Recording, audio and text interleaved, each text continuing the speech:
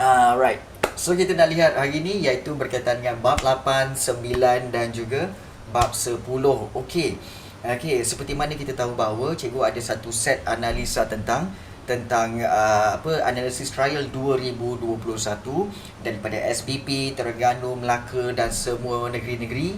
Dan untuk bab yang ke-8 ya, sebenarnya untuk bab ke-8 ni kalau kita lihat bab ke-8 bertajuk mencapai kemakmuran negara. Ingat selalu pelajar keliru tentang bab 7 dengan bab 8. Sebab bab 6 kita tahu, bab 6 cabaran selepas pembentukan Malaysia.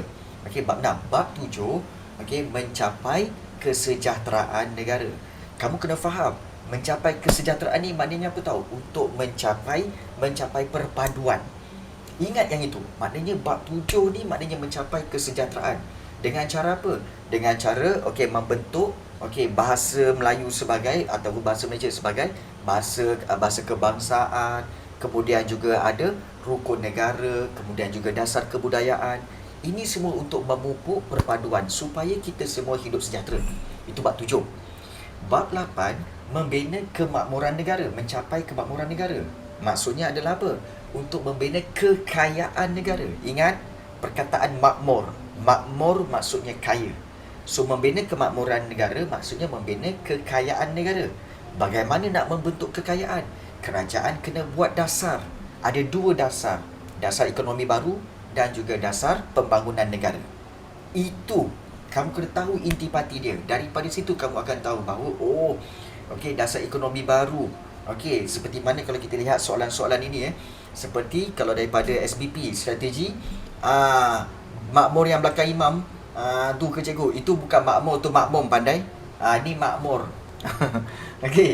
So kalau kita lihat antara kalau kita lihat antara perkara-perkara ataupun soalan-soalan yang keluar daripada bab yang ke-8 ini adalah seperti dasar ekonomi baru, strategi dasar ekonomi baru, pelaksanaan dasar ekonomi baru dan dasar pembangunan negara. Kenapa dilaksanakan? So semuanya berkaitan DEB dan juga DPN. Kalau kamu perhatikan matlamat-matlamat dasar ekonomi baru dan dasar pembangunan negara. Jadi kita tahu bahawa kita tidak dapat info sebenarnya tentang apakah topik yang exactly akan keluar. But then untuk bab yang ke-8 kita kena fokus kepada dasar ekonomi baru dan dasar pembangunan negara. Jadi itu yang kita boleh fahami. So kita akan tengok kepada bab yang ke-8. Ini antara bab yang ke-8 iaitu berkaitan dengan dasar ekonomi baru iaitu membina kemakmuran negara.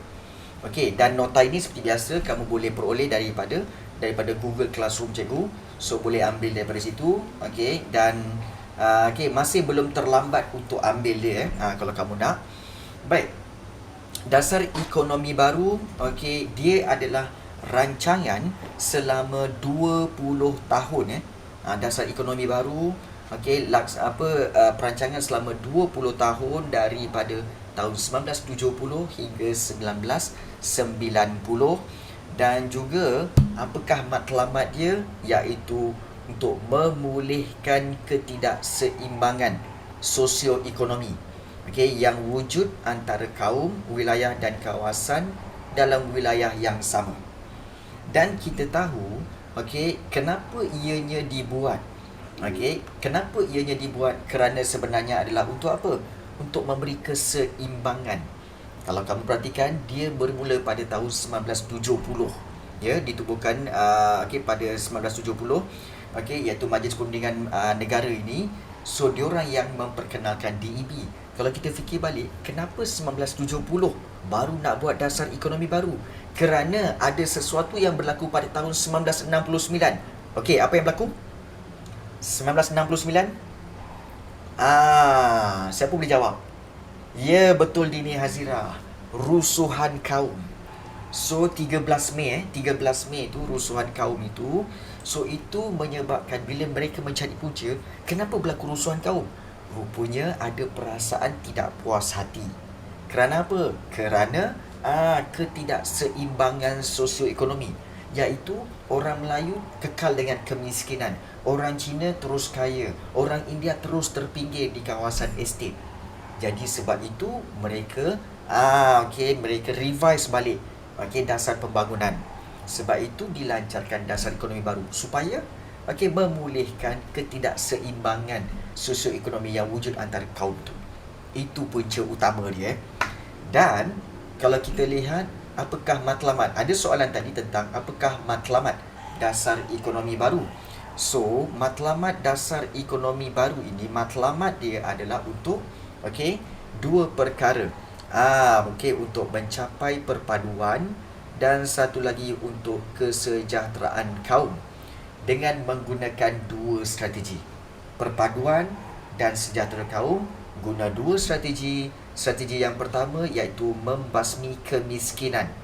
Maknanya menghapuskan kemiskinan, so tidak ada orang yang miskin dalam negara.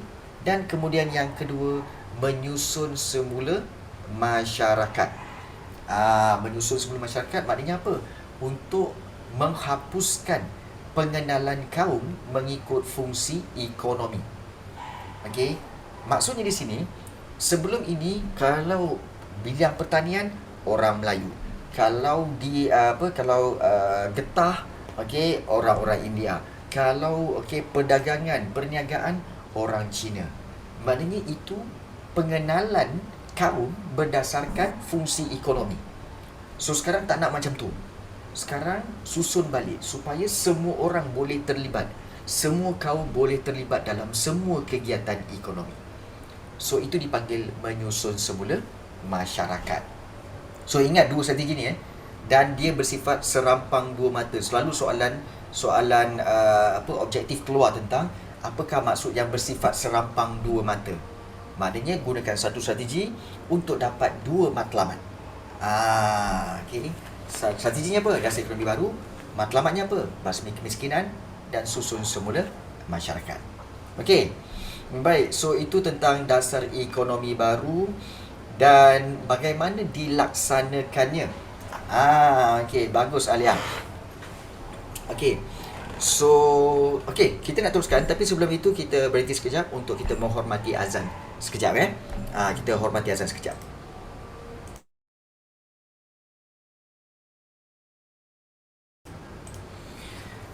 Baik. Kita baru saja berhenti sekejap untuk menghormati azan. So, kita sambung lagi dengan sedikit maklumat berkaitan dengan bab yang ke-8 iaitu tentang dasar ekonomi baru. So, dasar ekonomi baru ni, soalan bab 8 ni memang agak famous keluar dalam trial baru-baru ini Jadi, take note tentang dasar ekonomi baru ini. Bagaimana dasar ekonomi baru ni dilaksanakan? So, dia ada lebih kurang 4 kaedah. Yang pertama iaitu meningkatkan taraf hidup rakyat. Taraf hidup rakyat, ingat bila kamu nak buat jawapan taraf hidup rakyat rakyat ada dua jenis, iaitu rakyat yang tinggal di luar bandar dan juga yang tinggal di bandar. So apa yang dibuat di luar bandar? Kalau di luar bandar tu dah tentu berkaitan dengan usaha-usaha pembangunan. Untuk membantu para petani dan nelayan, buruh dan penduduk kampung baru. Selain daripada itu, antara program yang dilaksanakan adalah seperti penerokaan tanah, iaitu seperti pembukaan felda semua kan. Kemudian memberi bantuan khidmat nasihat, kemudian subsidi benih dan baja. Just kamu fikir, kalau luar bandar, kalau nak dibantu, mesti dari sudut pertanian. So, kalau pertanian perlukan apa? Perlukan benih, baja, penerokaan tanah, khidmat nasihat, peralatan pertanian dan sebagainya. So, itu cara bagaimana untuk meningkatkan taraf hidup rakyat dari sudut luar bandar. Kalau di bandar pula, iaitu untuk menghadapi kemiskinan disebabkan oleh pendapatan yang rendah. So, antara usaha kerajaan iaitu memajukan pelbagai jenis perindustrian dan perniagaan. So, dengan itu akan membuka lebih banyak peluang pekerjaan. Dan meningkatkan pendapatan. So, golongan ini akan disediakan dengan kemudahan asas seperti pendidikan, bekalan air, elektrik dan jalan raya. Means that dasar ekonomi baru nak naikkan taraf hidup rakyat di luar bandar dan juga di di bandar. So take note benda tu. Okay. Keep in mind bahawa dasar ekonomi baru ni memang nak membantu rakyat dari sudut ekonomi. Kemudian, okay, kalau kita lihat ada rancangan buku hijau. Ini memang popular lah rancangan buku hijau, rancangan buku merah. Okay, rancangan buku hijau. Bila kita tengok buku hijau, hijau merujuk kepada tumbuh-tumbuhan, maknanya pertanian. So, apa matlamat dia? Rancangan buku hijau ni adalah untuk menambahkan pendapatan rakyat, okay, dan pengeluaran bahan makanan. Bahan makanan ni seperti sayur-sayuran dan sebagainya lah. Jadi rancangan ini memberi tumpuan kepada penggunaan tanah yang sepenuhnya dengan mengusahakan pelbagai jenis tanaman jangka pendek, okay, perkebunan berkelompok, penternakan, pemasaran dan sebagainya. So semua itu akan dicatatkan dalam buku hijau. So buku hijau tu maknanya adalah buku laporan berkaitan dengan perkembangan perkembangan pertanian. Ingat buku hijau pertanian. Kemudian yang ketiga, iaitu bagaimana langkah DEB ni, iaitu peranan agensi kerajaan. Just kamu ingat apakah agensi kerajaan? Iaitu bahagian-bahagian kerajaan yang membantu penduduk dan rakyat, seperti LPN, Lembaga Beras dan Padi Negara, LPP, LKIM, Lembaga Kemajuan Ikan Malaysia. Kemudian ada RISDA. Sekadar kamu ingat 2-3 contoh lembaga ni pun dah okey dah. Bukan lembaga lembaga ni. Lembaga Beras dan Padi Negara serta Lembaga Kemajuan Ikan Malaysia.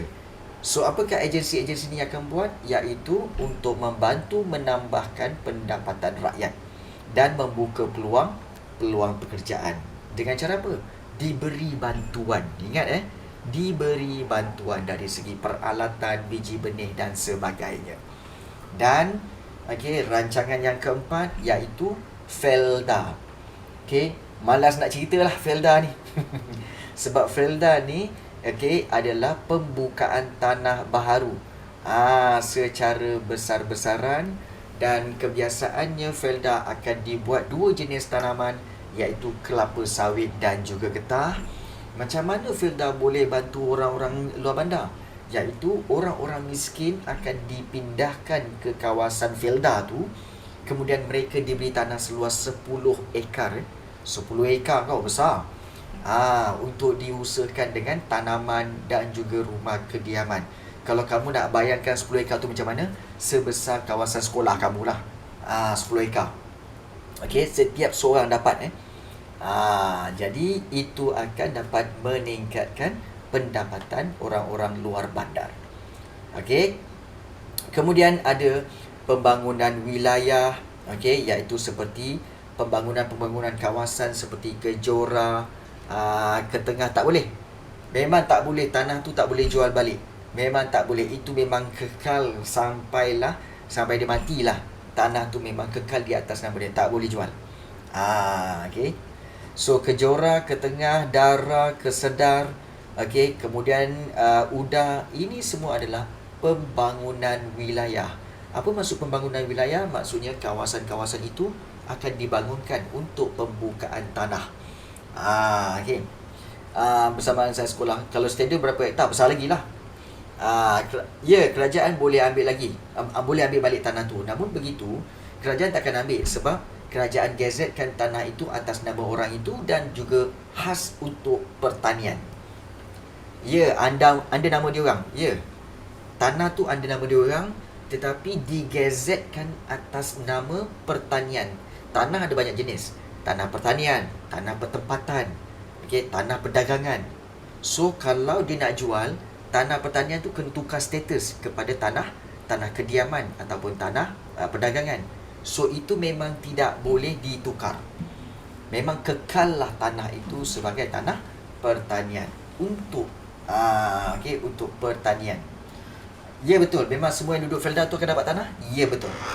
Memang semua yang duduk Felda tu dapat tanah. 10 ekar setiap seorang. Baik. So itu cara bagaimana nak membantu dasar ekonomi baru ni nak membantu orang-orang luar bandar dan kawasan bandar. Ramai ke penduduk Felda cikgu? Kamu just bayangkan ini, Felda Jengka tu ada sampai Felda Jengka 32. Maknanya ada Felda 1 sampai Felda 32. Dia macam section tau. Section 1, section 2, section 3, section 4. Okay. So kamu boleh bayangkan lah. Besar, memang besar. Memang besar dan ramai. Felda ni bukan kecil-kecil memang besar. Okay. So cikgu harapkan kamu dapat idea bahawa Felda ni memang secara besar-besaran ingin membantu penduduk luar bandar. Okay. Kemudian pemilikan modal saham. Okay. Okay, kita tahu bahawa kaum Bumiputra ingin memajukan saham, mendapatkan saham melalui ASN dan juga ASP. Okey, kemudian pengenalan industri kecil dan sederhana, dan juga pendidikan tenaga kerja mahir. Tenaga kerja mahir. Sebenarnya memang kalau kita lihat sampai 8 cara. Tetapi kalau soalan tanya, apakah langkah-langkah dasar ekonomi baru, kamu boleh ambil paling kuat pun kamu ambil 4 lah. Kalau macam cikgu juga akan ambil 4. Seperti apa? Taraf, meningkatkan taraf hidup rakyat. Kemudian juga rancangan buku hijau. Agensi-agensi kerajaan, kemudian lembaga Felda. Ambil mana-mana 5 atau 4 yang kamu boleh ingat. Nak ingat semua memang korang tak laratnya. So ambil mana-mana 5 atau 4 untuk kamu jadikan bekal supaya kamu boleh menjawab soalan-soalan kertas 2. Itu penting. Dan kemudian selepas DEB, kita tahu ada DPN, Dasar Pembangunan Nasional, di mana Dasar Pembangunan Nasional ni, kita tahu bahawa ianya berlaku selepas tahun-tahun 1980-an dan 1990-an. Di mana kalau kita lihat, ianya bermula pada tahun 1991. Ingat dasar ekonomi baru 1970 sampai 1990. Dasar Pembangunan Nasional daripada 1991 hingga tahun 2000. Maknanya the next 10 tahun. Yes. Dia buat dasar yang baru pula untuk gantikan DEB. Dan apa matlamat dia? Untuk menjadikan Malaysia sebuah negara maju berdasarkan wawasan 2020. Berdasarkan wawasan 2020 lah. Tahun lepas lah. Tahun lepas ke? 2 tahun lepas.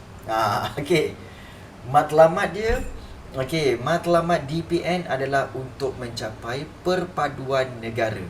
Maknanya negara rakyat semakin bersatu padu, tetapi melalui agihan kekayaan. Maknanya semua kaum kaya raya, semua kaum memperoleh kekayaan dan semua kaum bersatu. Maknanya matlamat ini boleh dicapai melalui pembangunan seimbang antara negeri dengan bandar, dengan luar bandar. Melalui beberapa aspek, dan ianya dilaksanakan melalui rancangan Malaysia ke-6 dan juga ke-7. Baik. Objektif dia, matlamat.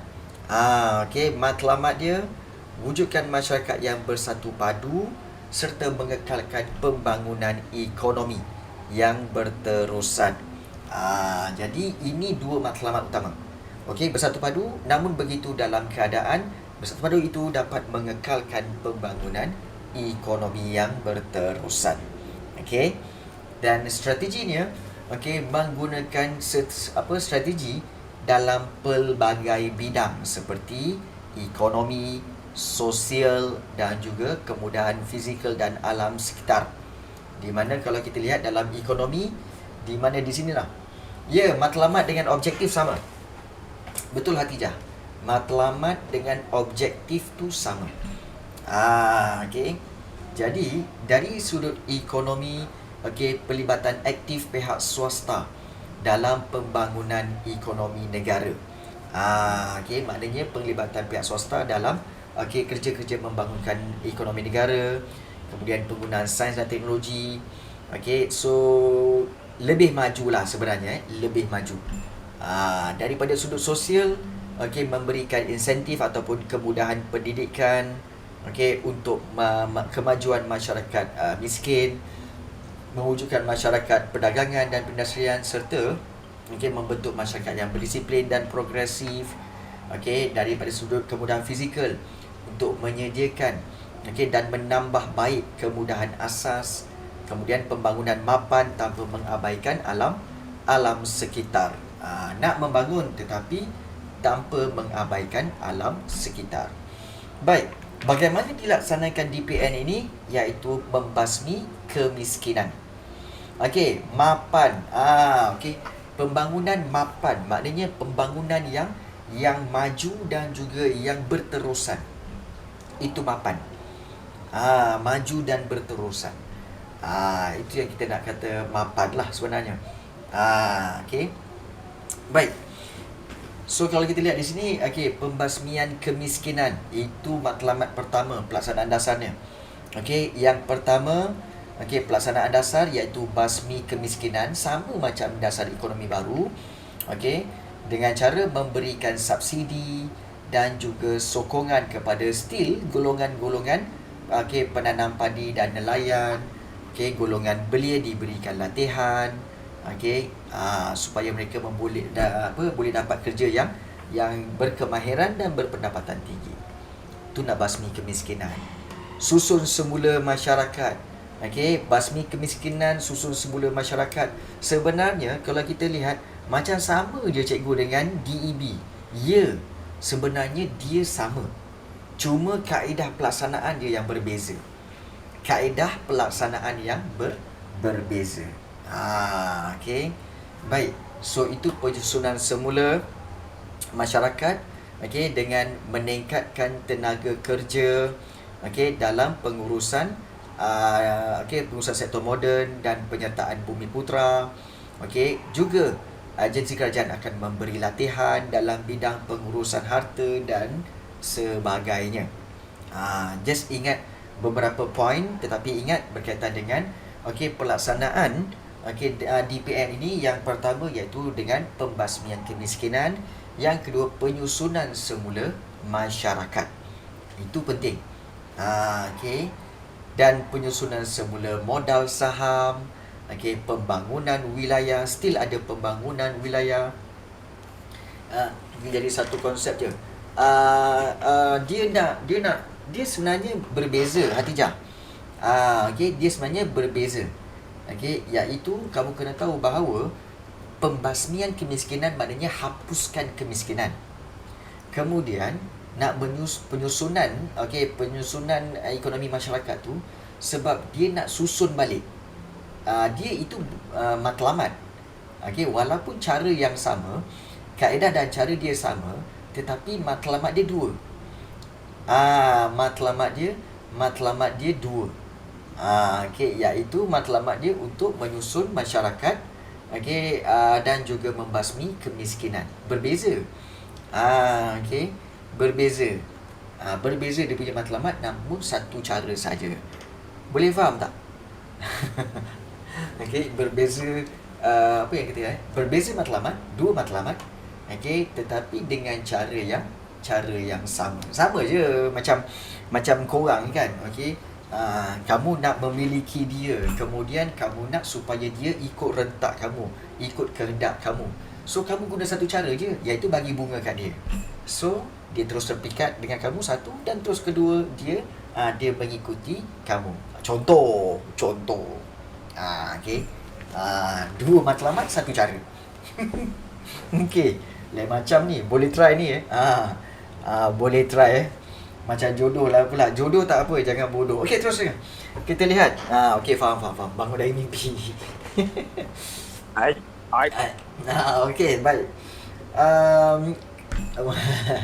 Tak dapat je. Baik. Seterusnya kita lihat pencapaiannya. Kadar kemiskinan pun menurun. Kualiti hidup pun meningkat. Ini kalau dikatakan kesan dasar ekonomi baru ke, kesan DPN ke, tetap kesan yang sama. Kesan dia yang sama. Kadar kemiskinan turun, kualiti hidup meningkat, kemunculan golongan pertengahan. Golongan pertengahan. Kemudian juga wujudnya masyarakat perdagangan dan perindustrian bumi putera. Dan juga pembangunan pendidikan serta pengangkutan dan perhubungan dan perkembangan wilayah. Alright. So, kita tak pergi banyak sebab cikgu nak tengok, nak tunjukkan pada kamu contoh soalan. Ya, kiranya berjaya lah rancangan DEB dan DPN. Ya, betul. Berjaya. Okey, sekarang ni kadar kemiskinan di Malaysia adalah kurang daripada 5%. Kadar kemiskinan tegar, ya. Kemiskinan yang teruk lah kan. Kurang daripada 9%. Sekarang pun dia kurang. Okey, cuma di kawasan bandar berlaku kemiskinan bandar, iaitu di mana oleh kerana peningkatan taraf hidup, okey, dan kos sara hidup yang tinggi, maka okey, golongan dulu yang tidak dikira miskin sekarang jadi miskin. Contoh, kalau dulu 1000 gaji 1500 tidak dikira miskin. Tetapi ya, apabila barang semakin mahal, gaji 1500 tu dah dianggap sebagai miskin. Sebab apa? Harga barang yang meningkat, menyebabkan rakyat tidak mampu untuk mendapatkan barangan-barangan itu, maka telah menjadi miskin bandar. Betul. Kamu tahu tak, menurut statistik di Selangor, kemiskinan bandar itu bermaksud satu rumah gaji 2500 ke bawah. 2500 ke bawah. Kalau gaji satu rumah, mak dengan ayah kamu gaji 2500 dan ke bawah, kurang daripada itu, dikategorikan sebagai miskin bandar. Ya. Sebab kos sara hidup di bandar yang tinggi. Nampak tak? Cabaran bagi kamu, ya. Cabaran bagi kamu semua. Baru tahu ya. Patutlah barangan dekat kedai pun dan naik dulu. Ya, bukan sebab kerajaan nak kaya. Tak ada kena-mengena sebab kerajaan nak kaya pun. Tak ada. Inflasi bukan sebab kerajaan. Inflasi adalah kerana seluruh masyarakat bertanggungjawab atas inflasi itu. Senang ceritalah ni nak bagi tahu. Inflasi itu sebenarnya berlaku kerana diri kamu. Kamu tahu sebab apa? Sebab inflasi ni tak akan berlaku kalau kita semua ni tidak berbelanja mengikut kehendak. Kamu bayangkan di Malaysia ni, bila launching je iPhone 12, habis. Bila launching je iPhone 13, habis. Siapa yang beli ni? Ada je orang yang beli, walaupun harga dia 6,000 lebih. Maksudnya apa? Rakyat Malaysia ni suka berbelanja, dan ini menyebabkan harga barang semakin meningkat. Jadi salah siapa? Salah rakyat juga, kerana berbelanja tanpa had. So bukan sebab kerajaan. Itulah sebabnya. Ya, betul. Bukan salah I pun, salah manusia. Okey, baik. So kita lihat di sini. Siapa suruh baru. Baik. Kita lihat soalan nombor 9. Maklumat berikut mampu beli beras. Berikut berkaitan dengan dasar pembangunan negara, iaitu dasar ekonomi baru dan juga dasar pembangunan nasional. Jelaskan strategi dasar ekonomi baru. Apakah strateginya? Maknanya apakah dia punya strategi matlamat dia. Strategi dia apa? Untuk apa? Strategi matlamat dia apa? Untuk membasmi apa? Membasmi kemiskinan. Membasmi kemiskinan. Dan juga menyusun semula struktur masyarakat. Masyarakat. So, kamu boleh buat daripada sini kedua-dua point. Yes, ini satu fakta dan kamu tambahkan dengan satu huraian di sini. Kemudian juga yang kedua, kamu boleh berikan satu lagi fakta, iaitu penyusun semula struktur masyarakat, dan tambahkan lagi dengan satu lagi, iaitu huraian dia. Maka akan dapatlah 4 markah. Baik. Soalan B ni memang kita kata dia trik sikit. Sebab soalan ni dia bentuk macam mana tahu?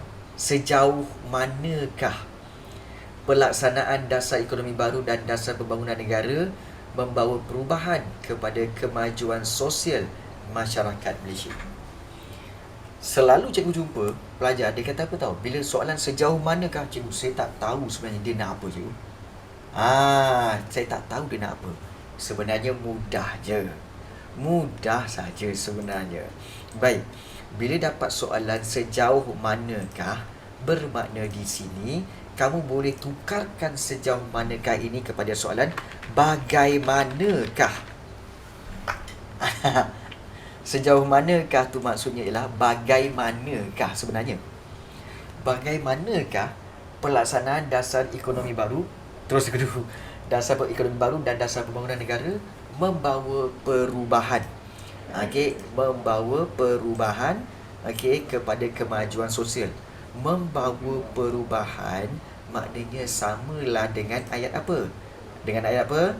Dengan ayat iaitu memberi kesan. Betul? Memberi kesan. Membawa perubahan maknanya memberi kesan kepada kemajuan sosial masyarakat. Maknanya kepada kemajuan masyarakat lah sebenarnya. Jadi senang cerita, bila kamu faham soalan ini, sebenarnya soalan ini tanya bagaimana dasar ekonomi baru dengan DPN ini memberi kesan. Maknanya senang cerita apa tahu? Senang cerita, soalan ni soalan paling mudah lah. Dia kata apa tahu? Sebenarnya soalan dia ialah dalam bentuk yang lebih mudah. Apakah kesan DEB dan DPN? Itu je sebenarnya. Apakah kesan DEB dan DPN? Itu sebenarnya. Iya. Iya, itulah yang dia nak. Tapi dia bina ayat tu supaya nampak macam susah. Dia bina ayat soalan tu. Apa benda dia nak ni? Tapi sebenarnya kalau dah dipendekkan, sebenarnya apakah kesan dasar ekonomi baru dan dasar pembangunan negara? Itu je. 8 markah. Jadi, kamu boleh bagi tahu kesan dia apa. Soalan ini nampaklah macam ayatnya bijak sikit kan. So, jawapan dia macam mana cikgu? Jawapannya sama, iaitu dapat apa? Kita kata menurunkan, antaranya menurunkan kadar kemiskinan. Betul tak?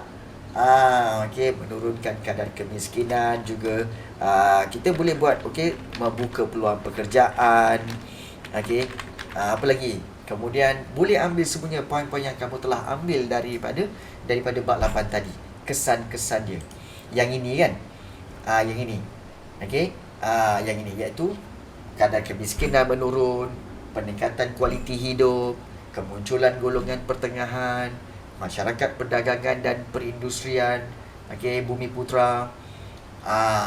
Kemudian juga pembangunan pendidikan. Itulah dia. Jadi kamu boleh ambil membuka peluang pekerjaan. Maknanya selain daripada itu membentuk, kita kata pembangunan wilayah. Dan kamu boleh ambil berapa ni? Kamu boleh ambil 4. Kenapa 4 poin je cikgu? Sebab strategi kita adalah berapa? Iaitu strategi kita adalah 4 fakta dan juga 4 huraian. So, menurunkan kadar kemiskinan. Kamu buat huraian menurunkan kadar kemiskinan, di mana kadar kemiskinan telah menurun sehingga ke paras 5% daripada jumlah penduduk negara. Kemudian membuka peluang pekerjaan, kemudian pembangunan wilayah dan sebagainya. Itulah dia kesan DEB. Tapi bila kita tunjukkan jawapan ni, pelajar akan kata, senang je cikgu. Memang lah. Tapi sebelum kamu dapat tahu jawapan dia apa, kamu tengok dia punya soalan, kamu dah pening. Apa dia nak cikgu? Sejauh manakah pelaksanaan dasar ekonomi baru? So, take note. Sejauh manakah tu boleh tukar dengan bagaimanakah. Membawa perubahan maknanya memberi kesan. Jadi itu kaedah bagaimana untuk kamu fahami soalan. Sebenarnya cikgu tak risau korang memang ingat fakta. Cuma cikgu risau korang faham ke tak faham soalan tu nak apa. Kalau korang faham lain, korang bagi yang lain, habis markah kamu tak dapat. Sebab tu kena praktis tengok banyak soalan-soalan trial supaya kamu tahu soalan-soalan macam ni nak apa, soalan-soalan macam ni nak apa. Markah terbang je nanti. Penting untuk memahami kehendak soalan. Baik, soalan yang C. Bagaimana penglibatan rakyat dapat menyumbang ke arah pembangunan negara? Beri hujah anda. 8 markah pula tu. Kalau katakan soalan-soalan seperti ini, apa yang kamu perlu buat iaitu macam cikgu cakap tadi, fahami kehendak soalan. Soalan dia adalah bagaimanakah penglibatan rakyat dapat menyumbang ke arah pembangunan negara? Beri hujah anda. Ini memang soalan kebat. Maknanya apakah yang rakyat patut buat? Apakah yang rakyat patut buat untuk menyumbang ke arah pembangunan negara? Of course lah, banyak. Banyak. Iaitu rakyat perlu apa? Rakyat perlu menyahut cabaran dengan terlibat dalam bidang perniagaan, dan juga terlibat dalam perindustrian. Kemudian juga banyak. Banyak sebenarnya cara dia. Kemudian rakyat perlulah, betul. Rakyat hendaklah mempelajari ilmu kemahiran tentang tenaga mahir. Betul? Ada kawan kita seorang dah jawab ni. Bagus untuk jawapan itu. Rakyat hendaklah mempelajari ilmu kemahiran. Kemudian juga dia baik. Cikgu suka jawapan bentuk ini. Cuma orang kata bukan semua orang mampu buat. Bukan semua orang mampu buat. Cikgu bagi contoh so ini jawapan rakan kamu. Baik. Cuba korang tengok jawapan kawan kamu. Rakyat hendaklah mempelajari ilmu kemahiran tenaga mahir. So hal ini seperti ilmu sains dan teknologi.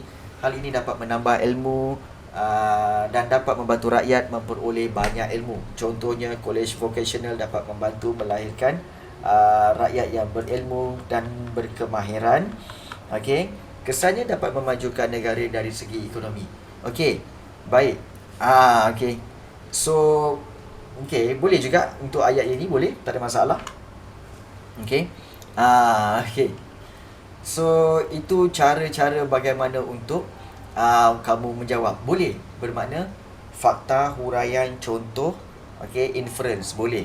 Tetapi cikgu tak galakkan sebab takut kamu berfikir lama untuk membina contoh dan juga inference. So teruskan dengan fakta huraian.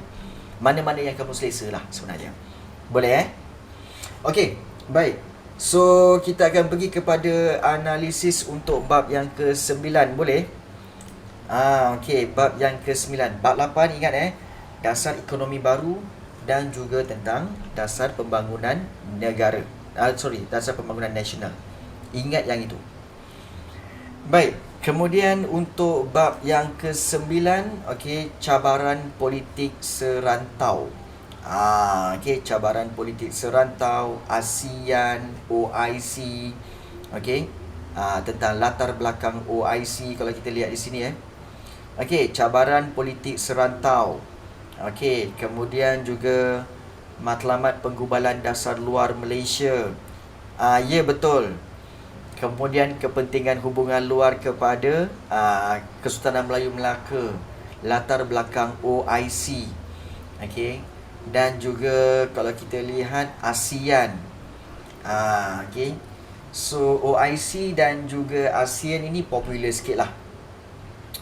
Popular sikit untuk bab yang ke-9 dalam soalan-soalan trial baru-baru ini. So kena tahu bab 9 bertajuk dasar luar. Ingat dasar luar ni bermaksud apa? Dasar bagaimana Malaysia melakukan hubungan luar.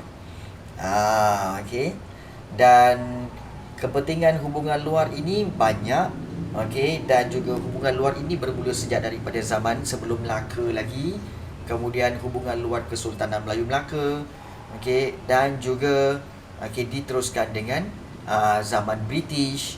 dan juga selepas kemerdekaan. Okey. Okey, cikgu khuatir soalan ini yang tanya tau. Ah, okey.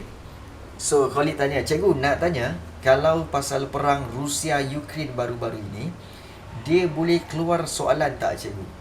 Bab apa yang nak dia kaitkan dia? Tak.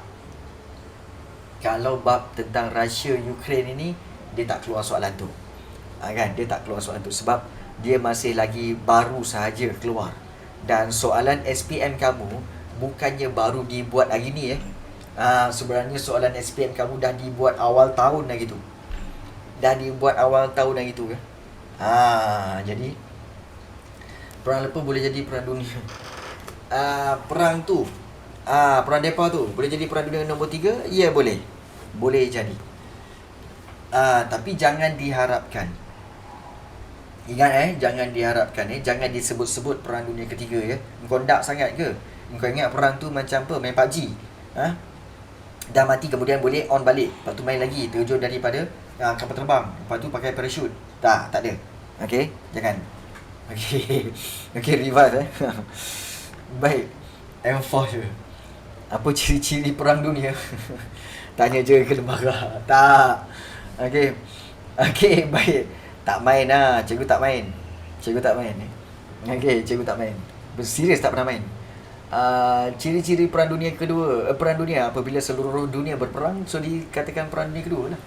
Perang dunia lah tu. Alright. Okey, kita lihat dasar luar. Ingat di Malaysia dasar luar ada 2 peringkat.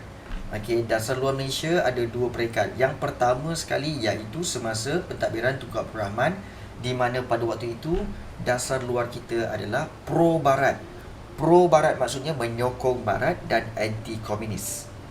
Tetapi bila kepada dasar luar kita berkembang kepada peringkat kedua, di mana pada waktu itu zaman pentadbiran Tun Abdul Razak Husin, maka Malaysia bersikap berkecuali, iaitu tidak memihak dan juga menjalinkan hubungan dengan negara lain tanpa mengira ideologi. So pada waktu inilah Malaysia berhubung dengan Vietnam Utara, kemudian buat hubungan dengan China, padahal kedua-dua negara itu adalah berideologi komunis. So kenapa? Kerana bersikap tidak memihak. Pro barat. Pro tu maksudnya menyokong. Pro tu maksudnya menyokong. Pro barat maknanya menyokong barat. Anti komunis maknanya anti tu ialah menentang. So menentang komunis. Boleh faham Syarifah So itu perkembangan dasar luar Malaysia. Okey. Dan juga kalau kita lihat ini tentang asas penggubalan. Okey, dan faktor penggubalan dasar luar, tapi cikgu tak yakin ianya banyak keluar yang ini. So mungkin akan keluar PBB. Okey. Sebab PBB ni antara topik yang popular juga sebenarnya. Okey. Dan kita tahu PBB ni sebenarnya adalah kita kata pertubuhan yang pertama Malaysia sertai. Malaysia sertai pada tahun 1957. Beberapa bulan selepas kemerdekaan. Okey. Sikiri shot Okey. So PBB ni penting. Okey, iaitu kita lihat tentang penglibatan Malaysia untuk mendukung piagam PBB. Sebab piagam PBB ini iaitu mereka untuk menegakkan hak asasi manusia. Maknanya untuk konsep hormat menghormati kedaulatan wilayah negara lain dan tidak campur tangan dalam urusan hal ehwal negara lain. Sebab itu konsep-konsep ini telah dilanggar oleh Rusia ke atas Ukraine. Itu cerita sebenar Rusia terhadap Ukraine. Okey. Baik. Tapi tak apa. Okey. Okey, so dan dalam PBB kita banyak menyumbang dalam misi pengaman. Okey, seperti di Bosnia Herzegovina dan juga Lubnan, sekadar menyebut 2 kawasan yang pernah kita sertai. Dan juga kita pernah terlibat dalam misi pegawai pemerhati. Okey, pemerhati di bawah PBB. Pemerhati tu maknanya kenapa? Perhati je ke? Yalah, memerhati kawasan yang menghadapi konflik seperti di Sahara Barat, seperti di Sierra Leone dan juga Liberia. So ini kita telah menghantar para pegawai untuk sebagai pegawai pemerhati di bawah PBB ya.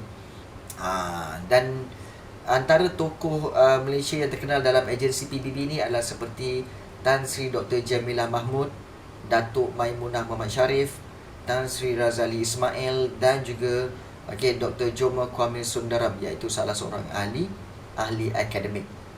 Tan Sri Razali ni pun memang hebat jugalah. So fokus pada PBB dan satu lagi kepada OIC. OIC ni ya. Sebab cikgu lihat OIC ni memang kerap keluar dalam soalan-soalan trial baru-baru ini, iaitu seperti OIC yang ini. Ingat, OIC maksudnya apa? Pertubuhan Kerjasama Negara-Negara Islam. Organisation of Islamic Country. Dan kalau kita lihat, dia ditubuhkan pada 1969 dan apa tujuan dia? Tujuan OIC adalah untuk memperjuangkan kepentingan umat Islam dalam segenap bidang di seluruh dunia. Dan Malaysia terlibat sejak era Tunku Abdul Rahman lagi. Dan kalau kita lihat, Tunku Abdul Rahman telah dilantik sebagai Setiausaha Agung pertama OIC. Dan pernah membangkitkan pelbagai isu berkaitan dengan masyarakat Islam, seperti masyarakat di Palestin, serangan ganas terhadap Masjid Al-Aqsa. Itu semua isu-isu dia lah, tentang OIC. Dan ini kalau kita lihat apa yang OIC telah buat, seperti kita tahu bahawa Setiausaha Agung pertama ialah Tunku Abdul Rahman, Putra Al-Haj, dan Tun Abdullah Ahmad Badawi Perdana Menteri Malaysia kelima, pernah menjadi pengerusi pertubuhan ini pada tahun 2003. 2003 ya. Dan kalau kita lihat, Malaysia dan OIC memberi penekanan kepada pembangunan sosial dalam bidang pendidikan. Dan sebab itu terbinanya UIA, iaitu Universiti Islam Antarabangsa Malaysia, yang akan memberikan biasiswa kepada pelajar-pelajar dari negara OIC untuk belajar di universiti itu. So UIA tu yang digombak tu sebenarnya adalah hasil daripada persidangan OIC. Jadi itu, siapa-siapa nak masuk UIA tu, kamu kena at least fasih dua bahasa sama ada bahasa Arab ataupun bahasa Inggeris. So ada yang nak masuk, boleh masuk Dan banyak boleh bahasa Arab je power tu. Bahasa Arab kau power cikgu dengar bunyi kau fasih dengan Al-Fatihah Kursiun. Kursiun, pintuyun, babun. Bagusnya kan. Anak siapa lah ni? Baik. Ni salah asa. Hebat kan. Dah nampak boleh ni. Khalid lain macam kau punya bahasa Arab tu. Baik. Ya, Khalid dah nombor 2 dia. Baik. Menangani isu politik negara Islam. Kalau kita lihat jujur sangat tu, itulah. Malaysia jadi perantara bagi menyelesaikan konflik Iran-Iraq melalui OIC, dan sebagainya. Banyaklah Tapi sumbangan Malaysia sebenarnya adalah lebih kepada apa tahu? Lebih kepada menyokong hak rakyat Palestin. Kerana kita tahu bahawa isu utama ialah Palestin lah. OIC ni sebenarnya banyak isu Palestin sebenarnya banyak isu Palestin. Baik. Bagaimanakah contoh-contoh soalan daripada bab yang ke-9 ni, cikgu? Contoh bab yang ke-9 ini, soalan-soalan dia adalah seperti ini. Mana satu je? Yang ini. Kalau kita lihat daripada bab 9, yang ini contoh soalan daripada PBB. PBB ditubuhkan selepas tamat Perang Dunia Kedua pada tahun 1945. So, apakah nyatakan matlamat penubuhan PBB? Kita tahu matlamat penubuhan PBB ni adalah untuk mengekalkan kesejahteraan dunia dan juga untuk sebagai kita kata jambatan untuk menghubungkan semua negara di dunia ini dan membentuk satu komuniti yang bekerja sama. Banyak lagi, mengelakkan daripada peperangan dan sebagainya lah, banyak. So, itu antara matlamat penubuhan PBB. Sumbangan Malaysia dalam misi pengaman. Kamu boleh ceritakan satu-satu berkaitan dengan misi pengaman di mana? Di Sierra Leone ke, kemudian misi pengaman di Zimbabwe ke, ataupun di mana satu lagi? Kongo ke.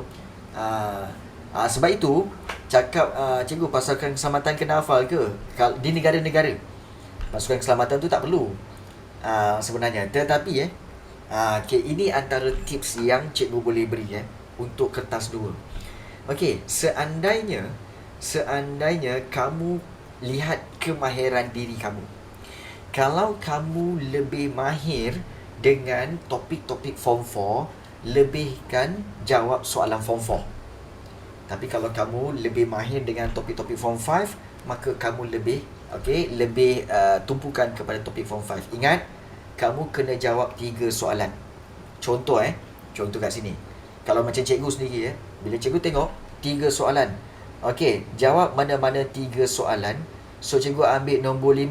Malayan Union. Malayan Union aku boleh ambil. Kemudian sistem ahli. Ni aku boleh ambil. So bermakna Form 4 kita dah ambil 2. Ingat soalan 5 dengan soalan 6 Form 4. Soalan nombor 7 Form 5. So 7, 8, 9 jadi option. So kamu boleh pilih antara 7, 8, 9 mana yang aku boleh buat konsep perpaduan. Kemudian nombor 7 Perlembagaan Malaysia. Apa yang anda faham tentang perlembagaan, huraikan ciri-ciri moden yang terdepan. Bolehlah ni. Ambil ni. So enough. So 5, 6, 7 ambil. Tapi kalau kamu yakin yang kamu ni memang Form 4 kamu tak ingat, kamu kena ingat macam Malayan Union aku ingat, tapi sistem ahli aku tak ingat. Nombor 5 aku ambil. So kamu pergi kepada 7, 8 dan 9. Ingat, 2 soalan diambil daripada Form 5. So mungkin kamu ambil yang ini. Dan satu lagi, apakah yang anda faham dengan konsep perpaduan kaum? Tak tahu sangat, tapi bolehlah kan. Tibailah. So itu cara dia. Bermakna kalau kamu kena tahu kekuatan diri kamu, iaitu yang mana kamu lebih cenderung, Form 4 ke Form 5. Tapi personally kalau bagi cikgu, cikgu lebih cenderung kepada topik Form 4 lah. Sebab Form 4 ni sebenarnya dia senang. Dia ada story dia ada cerita dia, so senang. Kalau yang Form 5 ni dia banyak facts lah. Banyak facts. Sama kan? So setuju kan?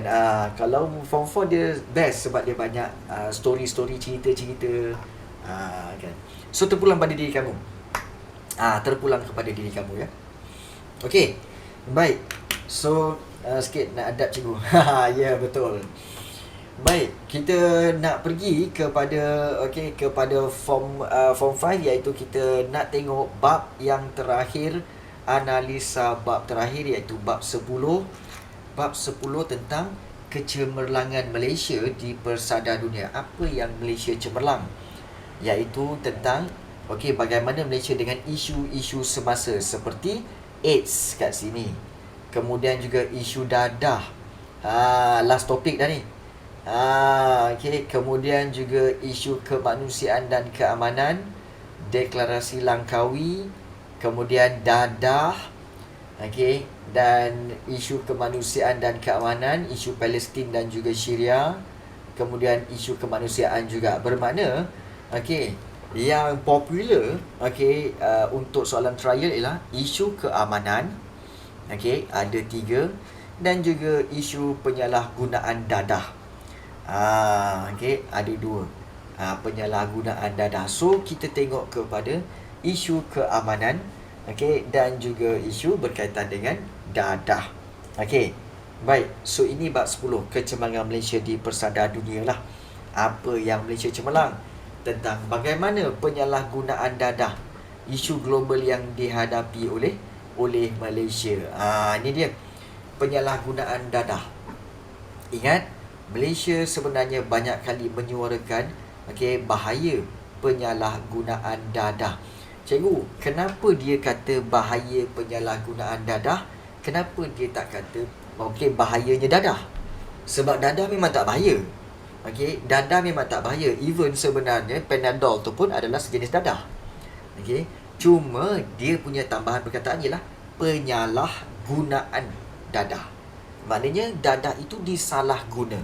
Orang patut makan untuk sebagai ubat, engkau pergi telan untuk khayal. So salah guna.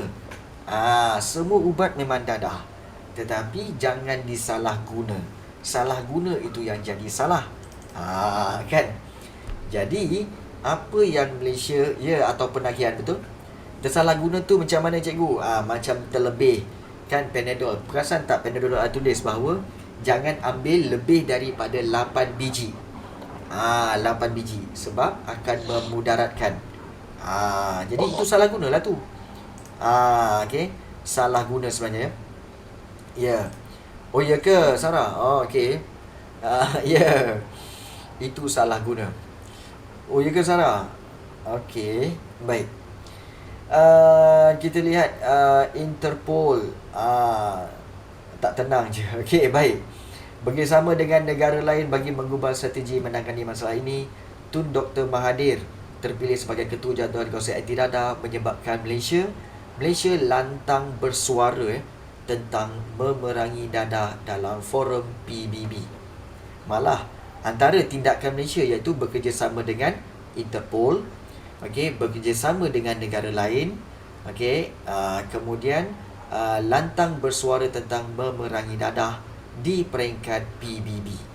So ini antara usaha-usaha kerajaan bagaimana untuk memerangi dadah. Dan isu dadah tu sampai sekarang kan, sampai sekarang masih ada penyalahgunaan dadah di Malaysia. So cikgu harap kepada semua pelajar cikgu kan, teruskan cikgu cakap baik, teruskan cikgu cakap. Semasa cikgu sebaya kamu, semasa cikgu remaja, iaitu 3 perkara yang cikgu tak buat. Bukan 3, 4 perkara yang cikgu tak suka buat. Pertama sekali, cikgu memang tak ambil dadah. Yang kedua, tak minum arak. Kemudian yang ketiga, cikgu tak suka bermain dengan perempuan. Itu memang bukan cikgu. Dan yang betul. Dan juga cikgu tak terlibat dengan bergaduh, berjudi, cikgu tak. Yang lain-lain cikgu buat. Kasino? Tak. Berjudi apa semua tak. Jadi kena tahu diri kamu ya. Kena tahu diri. Rokok. Of course, dulu-dulu of course. Betul. Jadi of course lah kan. Tapi tak terlibat sampai ke dadah lah. So korang semua jaga kualiti diri kamu ya. Rokok umur berapa Isap? Jangan tanya. Baik, cikgu dulu rempit tak? Isap haram. Cikgu tak rempit sebab cikgu memang daripada dulu lagi memang menjaga kenderaan cikgu. Bukan. Cikgu tak suka terbabit dengan benda tu. Cikgu sebenarnya kaki gitar, main muzik, studio, itu memang tempat cikgu. Cikgu memang jenis main muzik dan juga perform Cikgu tak maknanya tu. Cikgu lebih kepada masuk studio apa semualah. So cikgu tak melepak-lepak ni. Lepak dengan musician je. Ada musik ke? Anik diam Anik. Baik, seterusnya. Kita lihat kempen dan juga penyakit berjangkit AIDS dan peranan Malaysia dalam hubungan ekonomi antarabangsa.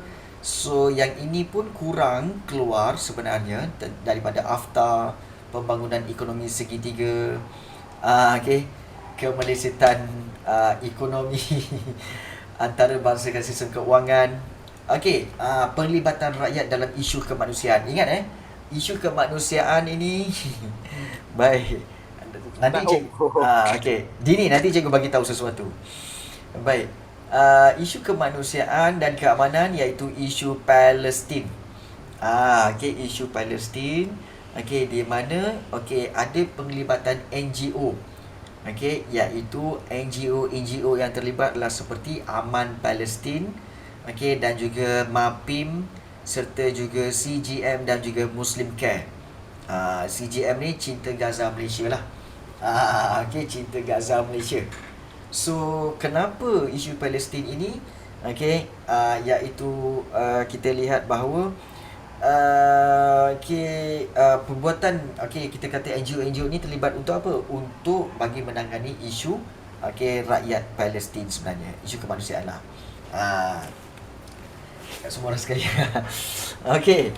Begitu juga isu Syria di mana isu Syria ini kita tahu tentang krisis politik. Menyebabkan rakyat Syria mengalami kesengsaraan, terutamanya masalah kekurangan makanan dan kemudahan perubatan. Jadi itu dikatakan sebagai isu Syria yang mana antara NGO terlibat ialah seperti MyCare, Cinta Syria, dan juga Global Peace Mission ataupun GPM. So ini antara kita kata sebagai agensi yang terlibat dalam isu keselamatan, isu kemanusiaan, dan sosial di peringkat antarabangsa, isu kemanusiaan dan keamanan.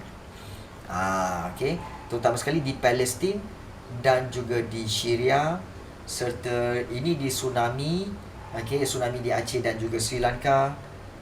Dan ini ialah usaha mengekalkan kelestarian global di mana adanya deklarasi Langkawi. Take note tentang deklarasi Langkawi. Iaitu deklarasi Langkawi sebenarnya adalah satu perisytiharan untuk memelihara alam sekitar. So deklarasi ini dilaksanakan untuk sebagai usaha untuk menangani isu alam sekitar yang disebabkan aktiviti manusia yang tidak terkawal.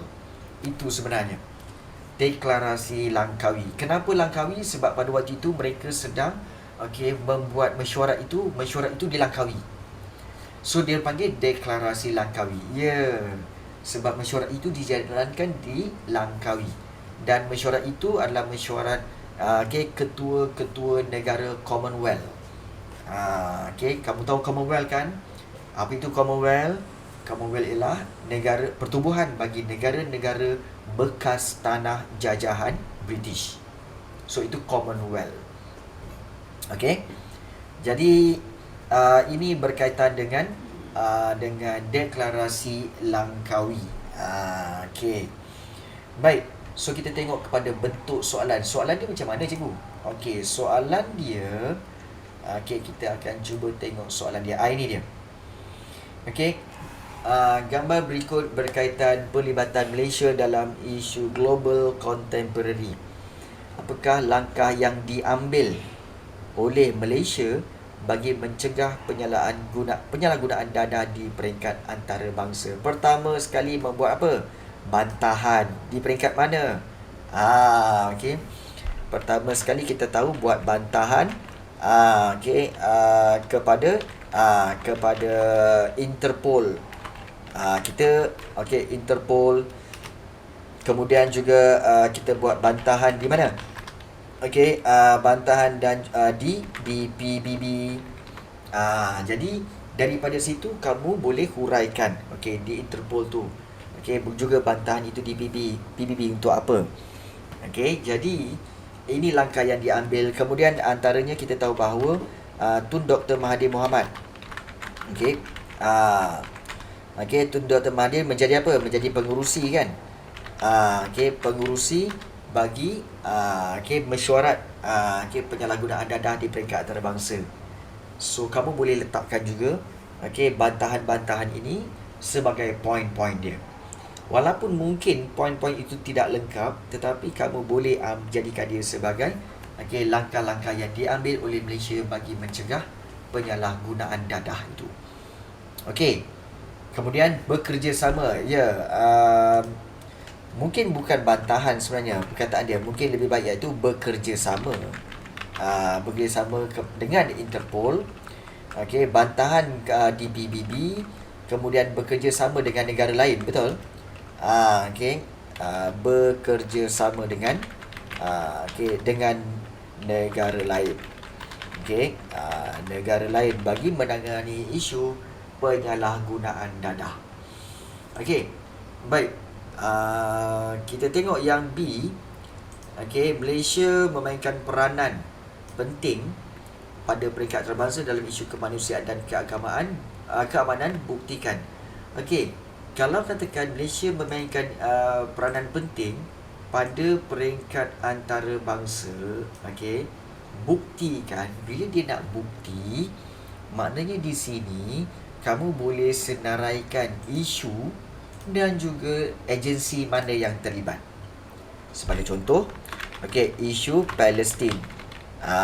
Okey, iaitu kamu boleh senaraikan seperti CGM. Okey, dia apa yang dia buat? Okey, iaitu membekalkan okey, makanan kepada penduduk-penduduk. Itu isu Palestin. Okey, melalui agensi CGM, Cinta Gaza Malaysia. Kemudian juga kamu boleh ambil isu okey, Syria. Okey, Syria. Dan kemudian kamu senaraikan satu dia punya agensi dan berikan dia punya huraian dia tentang apa yang dilakukan oleh agensi tersebut. Begitu juga kamu boleh ambil okey, isu tsunami di mana? Okey, tsunami di Aceh. Okey, iaitu apa yang kerajaan Malaysia dan rakyat Malaysia buat. Okey, iaitu menyumbang kepada okey, bahan makanan dan sebagainya kepada bangsa-bangsa tsunami di Aceh. So, ingat bila buktikan bermakna kamu kena beri isu dia dan juga siapa yang terlibat dan bagaimana dia buat. So, itu bukti. Itu bukti. 6 markah bermakna kamu boleh ambil 3 fakta, 3 isu dan juga berikan huraian-huraian. Okey. Baik, itu salah satu caranya. Dan soalan yang C. Kerjasama dalam kalangan masyarakat penting bagi mengawal penularan wabak penyakit di Malaysia. Wow. Soalan ini ada kaitan dengan isu semasa. Adakah kemungkinan soalan seperti yang akan keluar? Kerjasama dalam kalangan masyarakat penting bagi mengawal penularan wabak penyakit. So, penularan wabak penyakit itu maknanya COVID-19 lah. Berikan ulasan anda. Okey. Baik. Ulasan anda ni bermaksud kamu, okey, kalau kita lihat di sini, ayat ini adalah ayat penyataan yang positif. Okey, bila maknanya positif. Positif tu maksudnya adalah iaitu berkaitan dengan kita kata sebagai ayat yang memberi kebaikan. Macam familiar. Dia punya nilai dia nilai yang positif, kerjasama. So ada nilai murni kat situ. Okey, penting bagi mengawal penularan wabak penyakit. So soalan minta beri ulasan anda. So bila sesuatu yang positif, jangan kau melawan. Jangan kau beri poin yang sebaliknya.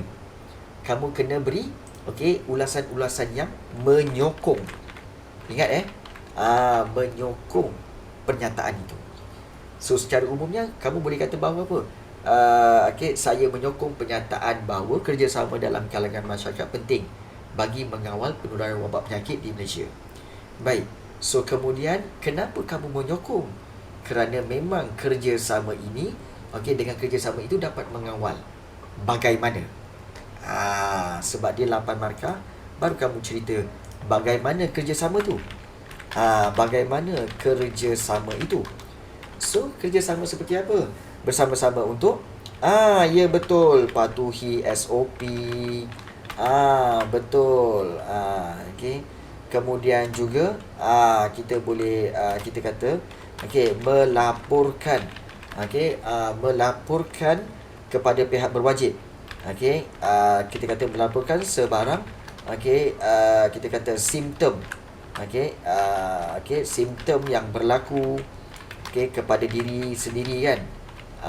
Kemudian juga okey, kuarantinkan diri.